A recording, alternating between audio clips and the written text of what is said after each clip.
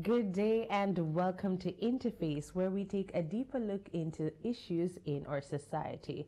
In today's guest chair, we have the president of the Jamaica Teachers Association, Owen Speid. Welcome, Mr. Speid. Thank you for allowing me to interface with you. It's a pleasure to have you. Today we're going to be discussing the teacher shortage as a result of migration and the conditions for work for the retirees that have been taken out of retirement to come back in the classrooms. Mr. Speid, the conditions of the work is the main plight of the retirees. How so? Well, it's not to say that they were taken back. It's a strong word to use to say they were taken back, but they volunteered to come back. And this came out of a brainchild of mine when I first mentioned that we should go for the retirees first instead of going the route of bringing pre-trained teachers into the system, because that was a suggestion by government, by the ministry, that we should go the route of having pre-trained teachers fill the gaps. And I said to them that it would be a better thing to have the people who have had experience before in the subject areas, to bring back some of those persons, to ask them to come back. And many of them have acceded to the request. They have come back, and some of them have said thanks to me personally. They have walked up to me and said, "Thanks, Mr. Speid, because we want to help." And they are there and they are helping. They have filled the gap in many schools. And one of the things we need to understand is that if you have a shortage of even 2 or 3 teachers in the high school setup, it could pose serious operational problems for the leadership of those schools. And so we are happy that they are back in the system. But they have looked at the conditions of service. I don't know if it's out of expectation. It couldn't be, because some of them have just gone out for a year and then they have returned to the system. It couldn't have improved so drastically over a 1-year period, but some have been out for 4 years and they have returned. I heard one speaking just last night, and she was saying that the discipline seemed to have gotten worse. And so they are faced with these challenges, and we have to recognize too that you have a setup where teachers are short in almost all subject areas now. Yes. And what you find then is that since there's that shortage, you will find that classes have had to be split, and some of the children sent to be added load on specific teachers. Some of the retirees talked to me about that. They mentioned that they have had classes of over 40 in some instances because of the split and because of the shortage of teachers in particular subject areas. But that's not new while they were there. Yes, because ideally the ratio in high schools ideally is like 25 to 1. And if you are looking at 40 to 1 coming from 25 to 1, then you are, and you know, the older you get, the more comfortable you want to be on your job, I should suppose. And so when they return, it's not a matter of complaint. I think complaint is a strong word to use. I think that they are just discussing these things with me, and they are in conversation. Let me point out too that the ministry is in its own right to say that it's surprised to hear about these complaints or concerns. But one of the things that we have done effectively over the years as an association is that we have managed to get out there and to get with the teachers, more so than the ministry. But are the complaints justified though? Well, I have to take it for what it is. We have had 13 half-yearly meetings. It's just one parish that has not done its half-yearly meeting, and at those half-yearly meetings we have jam-packed rooms of teachers, and they all spoke about the concerns that they have, and some of them have come up to me and they have said these things. They have thanked me in many regards, but they have said to me that the working conditions, the discipline, and sometimes too, the way our schools are managed sometimes. And we're not hitting anybody. I'm just putting the facts on the table. I mean, the ministry has rebutted several things that I've said in the past. And in the end, they have to come right around and just accept what I was saying at first. And this is one of them too, that they will have to come around and accept. Are returning teachers more likely to become more critical than they were before? I'm not sure. I couldn't answer for them. I don't see that there should be a need for them to be more critical. Mm-hmm. They're just putting facts on the table. And if there are facts, they are just facts. You cannot go around the truth. You mentioned at the beginning that it was your brainstorm idea to bring forth retirees. What of the persons who have garnered their degree at Teachers College? What about them going into the system? Is it a harder task? It clearly is more challenging now, because what we are having now is that the recruiters from Dubai and Japan and in the Americas, they are a lot more aggressive these days, and they will take the teachers fresh from college. So as soon as they graduate, they are ready to take them. In former years, they wouldn't have taken them until they garnered maybe a 3 years experience. But now they are taking them fresh from college. The government of Jamaica needs to stand up to its responsibility to the teachers. So many times we hear that the teachers should be creme de la creme. And so they should be treated as such. And what we are seeing happening is that there's no plan afoot. There's no short-term plan, there's no medium-term plan, and clearly there's no long-term plan afoot to put things in place to stem the flow of teachers out of the island. And we are concerned about that, because we are not into this business of just protecting teachers. We are looking out for the welfare of the children of this country too. And if the teachers are not comfortable here, they are going to go. But can we really compete with those countries though? We can't, but in any small way, we should be looking to put something on the table to say this is what we are putting. Let's say they put something and the teachers believe that it is not enough, but at least put something there. The Prime Minister of Jamaica is the Minister of Education. He's also responsible for the NHD, for lands and housing. But one of the things high on the list of push factors for teachers is housing. They don't believe they can remain here working for the salary that they are carrying home and own a home. They don't believe so. And so that's very, very high. But then the Prime Minister is there as the person responsible for housing, and there's nothing being put forward as a proposal to the teachers. But persons complain that teachers get a lot of holidays, so couldn't they do a job at that time? I am happy that you raised that, because that's just a fiction of the imagination. Oh, wow. Teachers really don't, and the time that teachers get, well deserved. And let me say that there was an article, and may I call the name of the newspaper because it's public.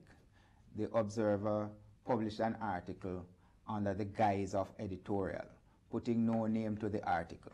And that is normal when they come with the editorial page articles. That's normal. But I would have loved to see them put the name of that writer there, because I know that somebody wrote that article. And it's saying something to the effect that the teachers get 10 weeks holidays in the summer. And I am saying that maybe those people came from Mercury or Venus, which have shorter years than Earth. Wow. Because how could you get 10 weeks out of 2 months when 4 weeks make a month? Right? So they must come factual, and these are some of the things, that they come and try to oppress teachers. And when they do that, and the lashing of teachers, it pushes the teachers away. It must. But sufficing to say, though, that teachers in this country, maybe the set of people who give the most extra time and overtime for free. Because teachers don't get Saturdays and Sundays. Good teachers have to plan the lessons on Saturday. They have to plan lessons on Sundays. They have to do the test items, right, in evening times. When they go home, the people who mark SBA can tell you that there's no space on the bed for their spouses, because those SBA papers are stockpiled right there on the bed. And they have to be marking. Some of them sit up late at nights. When they get the holiday break, and let me tell you, we go off on holidays in Jamaica the second full week in July. We return to school the third week in August. That's just about 6 weeks. So it's a myth to say that teachers get 8 weeks and 10 weeks and that kind of thing. Yes. It's just untrue. And the public and the government of Jamaica, the people who work in the ministry, they are the ones who are supposed to go out front and tell people that teachers' work is difficult. There is no teacher, there's nobody in Jamaica who could work under the treacherous conditions that teachers work in Jamaica for 12 straight months and remain sane. Wow. On that note, we're gonna take a break. Stay tuned. The Interface will be right back.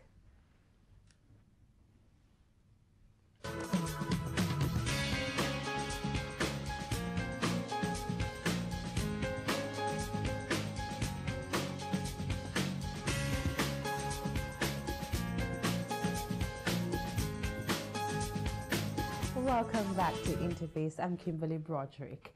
We're here with JTA President Owen Speid discussing teacher migration, teacher shortage, and the issue plaguing retiree teachers. Mr. Speid, earlier before the break, we were discussing the challenges but more importantly, what I want to ask you, apart from housing, what other incentives could the government give teachers to, have them here? That's a good question, and I appreciate that. The fact of the matter is that it's not just housing. Teachers are concerned about their health and well-being. They are concerned about their inability sometimes to further themselves, studying, their children's education, these things. Every teacher would like to be able to drive a motor car. Yes. It's just automatic. You want to be at school on time, and the Jamaica Teachers Association encourages our teachers, our members, to get to school on time, and in teaching we know on time means before time. Yes. Right? So we want them to be able to get there, want them to be able to get home on time. Nowadays there are people who are talking about, so there's incentive, and you could look at disincentive too. But when I hear the governments, and let me pluralize that, because I don't mix politics with education, and so let me pluralize it. When I hear the governments announce that they have surplus and that the intake of taxes and so on far exceeds what they expected, when I hear that, then I'm saying, why is it then that they can't give some tax breaks? We, at one stage at the JTA, we put forward the idea of giving duty concession on motor vehicles to teachers. Because, and it doesn't have to be that you give the same duty concession as the traveling officers get for the regular teachers. Okay. Teachers who work maybe for 10 years or more. You could look at those first. Okay. And these are things that we have been saying to the government. I believe those things are as easy as A, B, C, but many a times they carry on as if they are D, E, A, F. Because if you are getting all these surpluses, why is it that you can't sometimes just give a little break to them? A teacher wants to buy a motor car, you get the duty concession, it's much easier. It takes off 150,000, whatever the figure is, because you don't have to pay the duty. And you could do that for a year, you could do that for 2 years. Let them have some hope. Land is something. Healthcare. We have a funeral for a teacher who is in practice or a retired teacher almost every week. Wow. Teachers are dying. Sometimes we have 2 on a day, 3 on a day. Funerals. Because teachers are dying simply because they cannot take care of themselves. So they are ill sometimes, and to afford medication and these kinds of things, the government has to look into these matters. The salary is just too low. Yes, health is a very important part of it. What is the health package for teachers now, currently? Well, what I can tell you about the health package, and I don't have the exact figures, but as soon as the teachers start to spend on buying medication, it doesn't last for more than a 3-month period. Everything is just run out.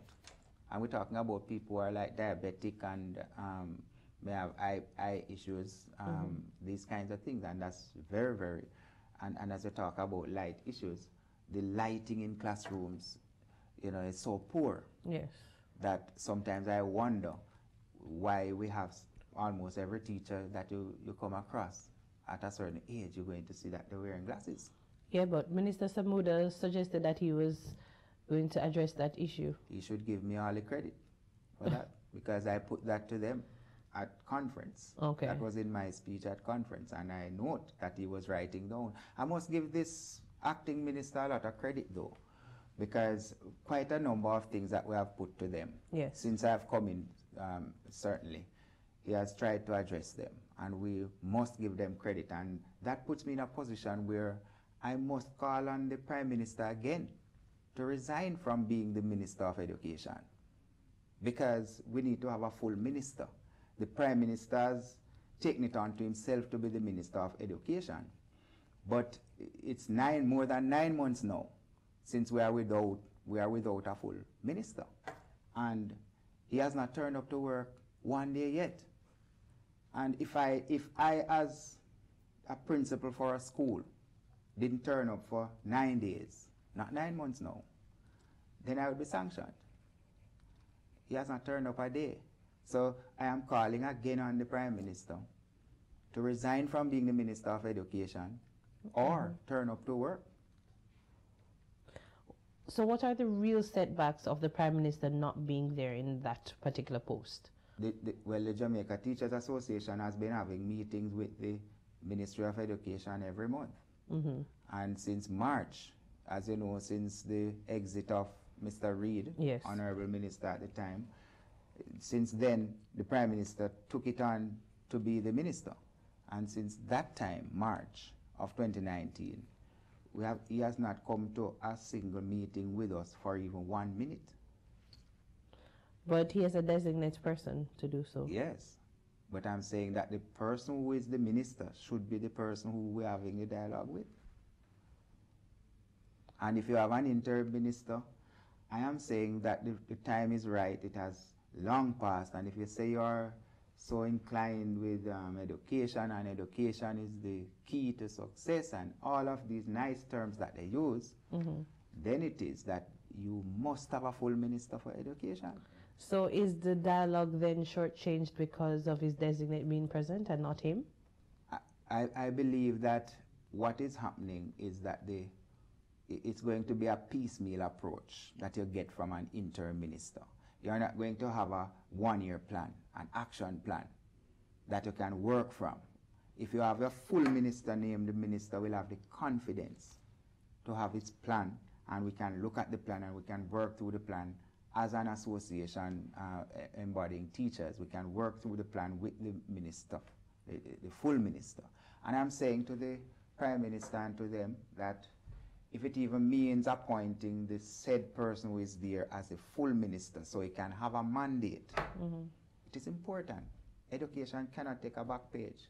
Yes, because you have applauded Mr. Samuda for the work he's been doing. He's listening. At least he's not arrogant. I mean, he didn't start off very well, but we are okay. And I mean, if we are okay, then we are okay. So we can work from, and we are working with the ministry. The permanent secretary is there, and I know that she has the interest of education at heart, but she needs to be resourced. Is the other support system from the ministry being given? In most regards. One of the things that, is pushing away teachers too, yes, is that even the leave, and I know people talking about the leave that we get and the holidays that we get and so on. Mm-hmm. But even the leave, when you work for the leave, when you work for 5 years, you're entitled to 4 months leave. Yes. It's accumulated over the years. So you don't get leave every year as the regular people do. Oh. And it's accumulated. And that is why we get that period of leave. It is established. But when you apply and you do the 5 years and then you apply, mm-hmm. Many times it's turned down. Yes, the ministry will turn it down and say, no, we cannot give you because they have their quota that they are looking at. And I'm saying that is unfair to the teachers. Wow. Some of these things help to push. The teacher bashing helps to push away the teachers from Jamaica to go elsewhere. We know that it is a challenge even when they go elsewhere to work. The teachers know that. Mm-hmm. They will face similar challenges in some instances. And they will face disruptive children too when they go there. But at the end of the month, what is going to happen when you convert what you get there to Jamaican dollars? Mm-hmm.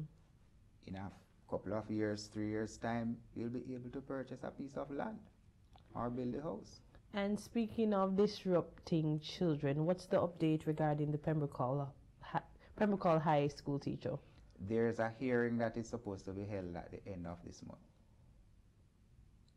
That's the update. That's it. All right. And what I can tell you is that mm-hmm. we at the JTA, we are supportive of the teacher, and the original outburst by the minister that the teacher that strong action should be taken against the teacher is kind of like preempting judgment. Oh. Because you are saying that before the hearing. Is she still off the job?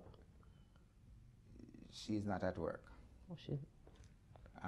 But it's everything there is awaiting that trial. Trial at the end of the month. End of the month. It was postponed from end of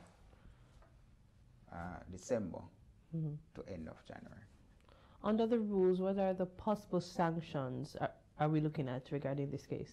Well, possible sanctions are reprimand, suspension, or termination. Oh. As in most disciplinary matters. And what are you going for? What am I going for? Mm-hmm. The JT? I can't tell you that. In support of the teacher? No, not publicly, I can't tell you that. Okay. But we are in support of the teacher. I think there are so many other things that are out there, so many other factors mm-hmm. that people didn't even see at play behind the scenes. Things that were happening. Yes. And as a result of that, we are supporting the teacher 100%. That's commendable. All right, we are up to another break. Stay tuned. Interface will be right back.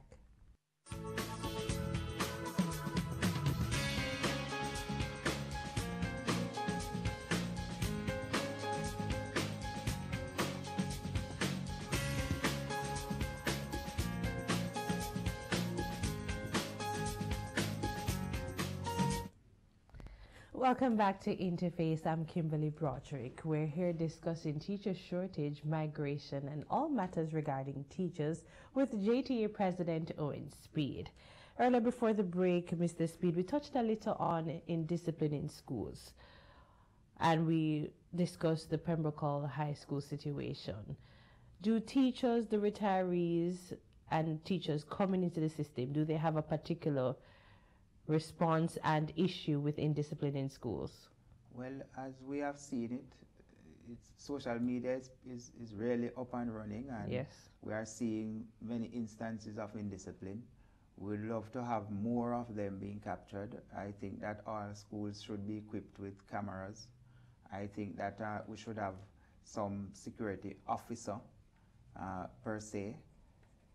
This should be something instituted where schools have these officers, and particularly in volatile areas, yes. where some of these teenagers are exposed to quite a bit out there in terms of criminality. Maybe they are not directly involved, Yes. but they are seeing things happening around them, and they may want to feel as if they can carry over some of those things into the school setting. So we need to ensure that we tie down some of these things, and the Jamaica at large, though, needs to do the same. Yes. I think as a country, and the JTA is not just concerned with the business of the teachers, because indirectly all of these things will affect us inside the schoolrooms. And so I think that even on a wider scale, I think Jamaica should camera up. I mean, everywhere you go should have cameras, and then you attach that to a central system where the police can monitor the system.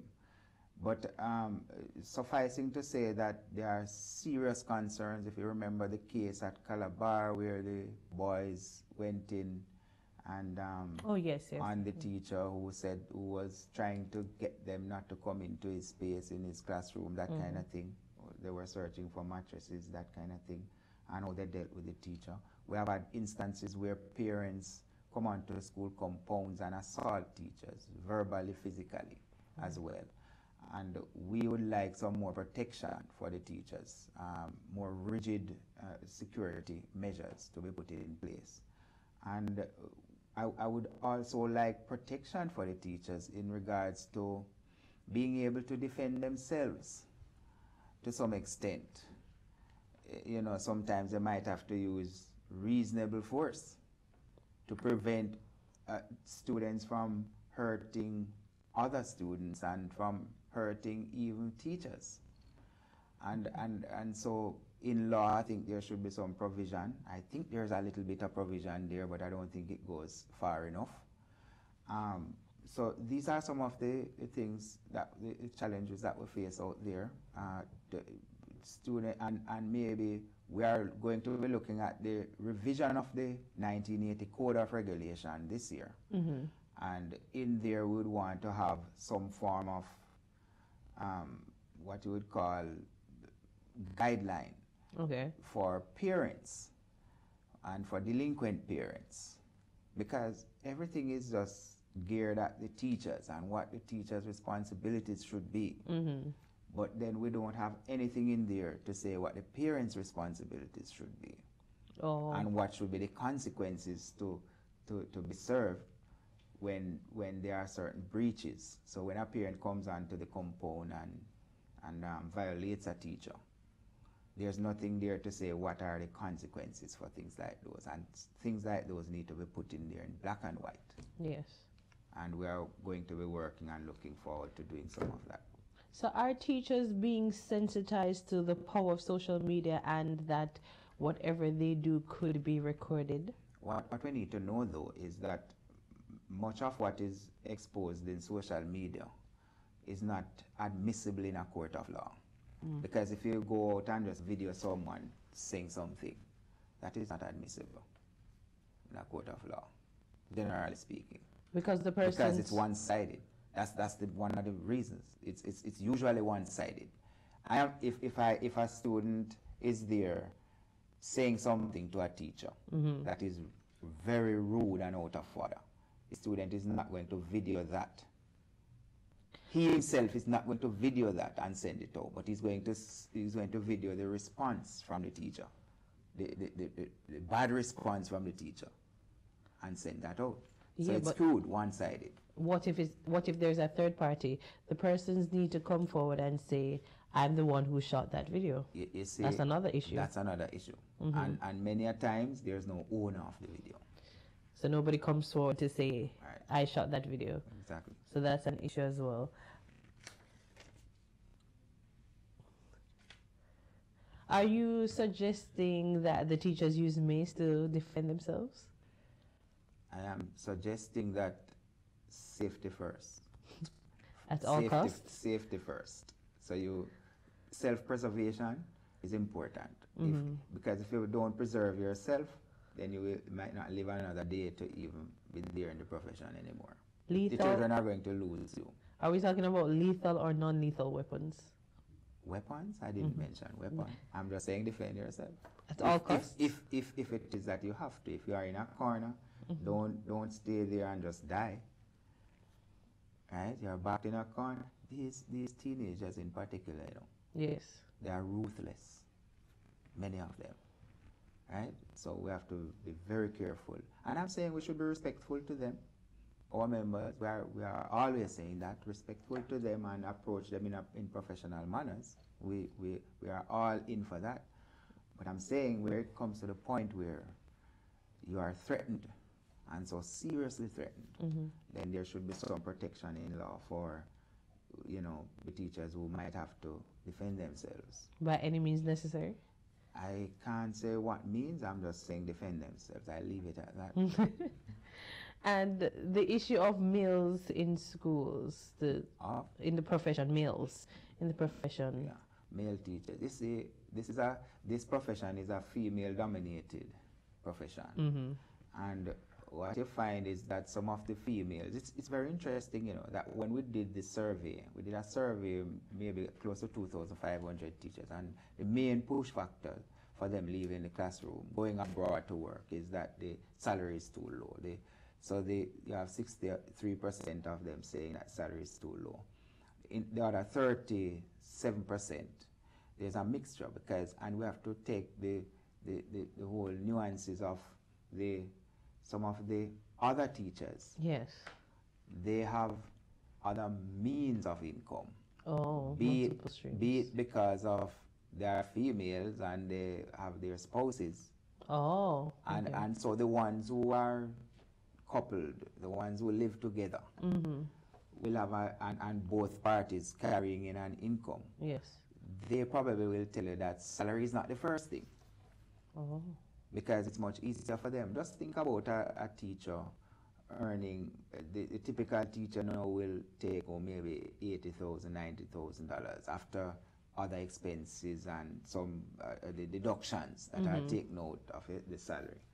And in Kingston, for example, if you want to rent a house, if you have a child and you're renting a house, you would want a 2-bedroom house. Yes. And if you are renting a house in Kingston, it's about $50,000 for rent. So what else outside of that, you will have to go to maybe into one of those inner city areas to live. If you want it cheaper than that. And so what is left? For the child, you might be looking at even $500 per day for lunch, which is at a very mean rate. You are talking about 5 times, that's 2,500 per week, is 10,000 per month. And you're not talking about breakfast and dinner for that child and for you yet, and plus the light and water. Transportation. Nothing is left. So if the teachers are in a position where not even their own dignity they can maintain based on the salaries, and you get an offer someplace else, unfortunately for us, they are going to go.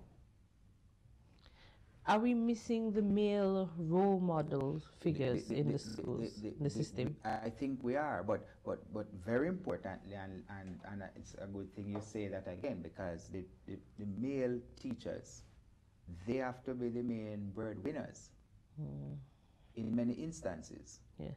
And so if it is easier for the females sometimes, because sometimes they have the opportunity of getting assistance from the males. But the men will have to fend for themselves. Yes.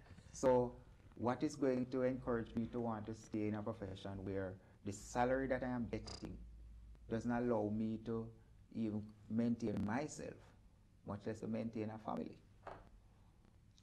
Is there you don't have ladies being taken to the court for maintenance. Well, there might be, but there is never. But men are taken to the court for maintenance. Child support. Yes. But is there a supply and demand issue similar to that of nurses with the teachers? There is a supply and demand issue, but it goes across the board for basically all subject areas. No. Okay. At one stage there was the nonsensical argument, and I pushed it aside and put some people in the naughty corner for it, because they were suggesting that you should pay the math teachers more and the science teachers more. And I am saying to them, and I was saying it to them, but because they didn't have the insight.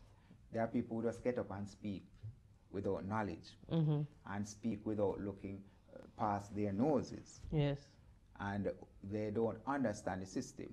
I am saying to them that it is spread so wide and far every week now. And in the middle of a week, you are hearing that a school needs a grade 3 teacher, primary school, a grade 2 teacher, a grade 6 teacher. Why? Yes. The teachers have migrated. And that is ongoing every month. And that is what is happening. So when these things are happening out there and they don't know, they are coming up with these fancy things that they think can work. If you pay the math teachers and the science teachers more, when you are having functions at the school to raise funds, and mind you, this is the only profession that you have people having to raise funds to keep the same organization going. Wow. If we don't do fundraising, some of the times the schools will not be able to foot the bills. And you know, unfortunately, they think about schools challenge quiz teams. Yes. Think about the track and field teams. Teachers spend their extra time to do these things to help to prepare these children for them. And you know what? At the end of the time, when you have champs, it's the ministers of government who sit in the VIP stand. And not the teachers. Yes. Who worked so hard. And so the teachers are always giving extra time. So that is why I will say to you, be cautious when we come hard at teachers about the time that they get for holiday, because they deserve that time. And the fact of the matter is that we don't praise the teachers for preparing all these teams. The Usain Bolts, the Shelley and Frasers, all of them. Is not just the coach who goes out there on the field in the evening. There's always a support system. And that support system for the track and field team, this quiz team, the All Together Sing team, yes. all of those teams comprise of teachers. All right. We're up to another break. Stay tuned. Interface will be right back.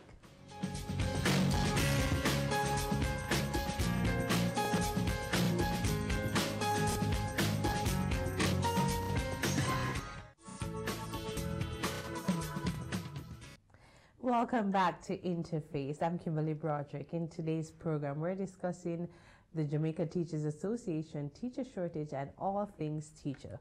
JTA President Owen Speid is here with me discussing all this. Now, Mr. Speid, tell us, what is the JTA? The Jamaica Teachers Association is a most wonderful body of teachers, which is constituted since 1964, and we are up and running. We have had 55 presidents, and we have a membership currently of about 24,000 teachers, and they are spread across the island. We have parish associations, so we have parish meetings, we have an executive, a central executive, and we have a general council, which is made up of about 160 members. And you know, it is a body that is about professional development of our members, and so that is one arm. And the next arm deals with industrial relations matters. And I can tell you that we have outdone everybody else, including and we'll match the ministry in terms of the professional development activities that we put on a yearly basis. Indeed, we look to teacher welfare. We do wellness activities for our teachers. We have a health and family fun day coming up on the day following Ash Wednesday, the Thursday following Ash Wednesday. This year we are planning to put in a Mr. and Miss JTA competition in there.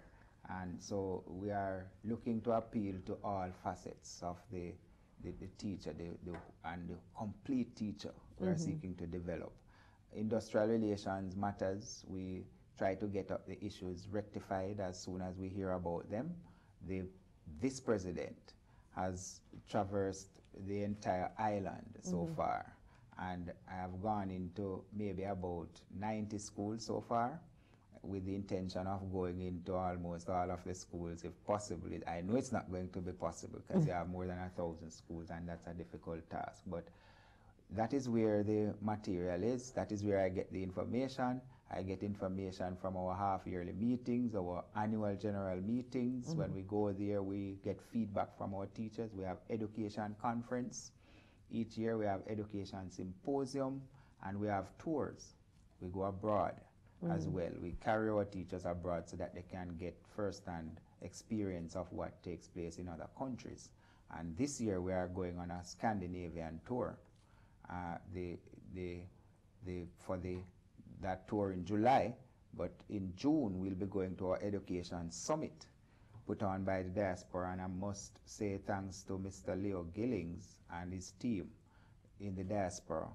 They have been instrumental in ensuring that we do this diaspora summit each year. Okay. And this year we are going to California in June 14 to 19, somewhere there. So it's just a whole lot of things. We have the education conference in April coming up. And so quite a number of things. It's just activity plus in the JTA. What do you hope to get from the Scandinavian tour? Free education, perhaps? Well, we are going to look at the model that they have, and we will get first-hand view of what goes on in the schools. Maybe they'll be out on holiday at that time, but then we'll be able to speak and interact with educators there. So that is a plus for us. So the public sees the JTA as probably an entity that only discusses salary increase. And that is where the surprise comes from this year, because it's not a salary negotiation year this year. So they expected that the JTA would be quiet. and so they are not dealing with it well in some spaces in the media, because they weren't prepared for a president to come and be as vocal as I have been. But one of the things with me is that I promised the teachers of Jamaica that I would be the voice of the teachers. Yes. And that promise is not just an empty promise. And I will continue to be the voice of the teachers. In fact, my first name, and as I say to people, they will sometimes come and rebut some things that I say. In the end, they will come and agree. Afterwards? Yes, it always happens. And it's going to continue to happen because I speak just facts. And I'm not afraid to put the truth on the table. Because if you know the truth and you're not putting it on the table, it is similar to having a gift wrapped for Christmas and didn't deliver it. So, apart from the public's perception of the JTA, your appointment, when does it end, and what do you hope to leave behind as your legacy? Some people wouldn't have maybe they don't mind if I would have ended from last year. But I will continue until the end of, somewhere near the end of August. Okay. When we have our annual conference. And I will continue to hear the views of the teachers. I will continue to highlight the issues that are there in education. I put education first. I don't believe in color. I don't believe in politics. So I think education is more important than the color green or orange. and so I am going to believing the legacy of having online lesson plans for the teachers, because that's another push factor, you know. Okay. In some countries, when the teachers leave here and go to some other countries, some of them, they don't have to write lesson plans. And lesson plans can take you your entire weekend to write. Wow. And so when you're up writing lesson plans Saturday and Sunday, and it's a deterrent too for people who might be thinking that I would go into teaching. If you see your parents every day on a Saturday and a Sunday writing this thing because you're a teacher, then it's going to turn off the younger generation coming. And so online lessons, we are looking to push for that in a very serious way. Okay. And I have already gotten the government to recant, the ministry to recant on using NSEL certification as a qualifying standard for you to become a principal. Oh. I have already gotten them to do that, to recant on that, and we are happy for that. So that will be a part of my legacy too, because after a teacher had studied and a teacher did the master's degree in leadership, would have covered about 3 of the 4 courses that the National College of Education and Leadership covers. Yes. And if you have those already, then there should be no need for you to go and duplicate those courses. So, are you eligible for re-election? I am. Would you like to be re-elected? But not just now. What I am very focused on is for the Jamaica Teachers Association to have a very good year this year, and for the teachers of Jamaica to remember this year that they were strongly represented, properly represented, and that is my main interest at this time. Nothing more, nothing less. Is there a term limitation? Can There's you serve a 1-year term. 1 year. But I will still be on the core, the presidential core, as immediate past president next year. So I will still go to the ministry meetings and I will still have a voice. The only thing is that we'll have a new president come late August, and that president would be the one to take interviews like these. Is the standard of education increasing in Jamaica? A lot of persons view Jamaica as having a high standard of education. It has gotten better, and I must say that I want to say, all the best for the new year to all teachers, but I want to say to you too that I think Jamaica has some of the best teachers in the world, and when some of them migrate, immediately by the end of the first few months, they are right up there as top teacher of the month, and some of them have come back to show me their plaques and so on, and to tell me that they got cash in US dollars for being teacher of the year as well. And another thing that we must look at too is that when many of our average, the same children we are here beating down and saying they are underperforming, yes, when they go abroad, as they leave here as average performers in our system, because we tend to mark very hard, in Jamaica. But when they go to these foreign lands, they are basically at the top of their class up there. What makes Jamaican teachers so excellent? Well, the tough conditions under which they work, first and foremost, and the fact that while they were studying, they were marked very hard. Usually, generally speaking, yes, they are marked very hard. Hardly you'll find professors, teachers, lecturers giving 100%, 90%. They'll give you something, or A's. They will tend to give you B's and C's. So you have to work harder to get up there. So why do they do this? Why? I don't know, but there could be several reasons for it. I don't know. Could it be a culture reason? Maybe, but the Americans don't see it as anything bad to give you 100% if you deserve it. But we in Jamaica believe that you shouldn't get more than 80. Wow. Right? And that is not a good thing. And that leads me to even the teacher performance appraisal instrument that the ministry has, where they are now saying that people must get 92% and over to be rated in the category of exemplary. And I'm saying to them that that is too high, because our assessors don't give 9 out of 10 as much as 9 out of 10. All right. In 30 seconds, can you give me one vision 2020 of the JTA? The JTA has so many visions. 30 seconds. But we intend to be in the media landscape at some time soon, to have our own medium where we can extend, like I'm sitting with you now, something like that. Radio, television, or print? Something. Like, you don't know which one. I don't want to give it away, oh, but I'm just saying that that's a vision of ours, so that we can quickly reach our members. Okay. Be it radio, be it television, be it whatever else, something is coming. Just in the media. Yeah, but we can't disclose all of what we are planning. Well, give us the inside information as soon as you can. Yes, but that's a vision, and we will achieve that in short order. All right, congratulations on that. Unfortunately, that's all the time we have today for Interface. A special thank you to our guest, JTA President Owen Speid. I'm Kimberly Broderick. Thanks for watching. Pleasant viewing.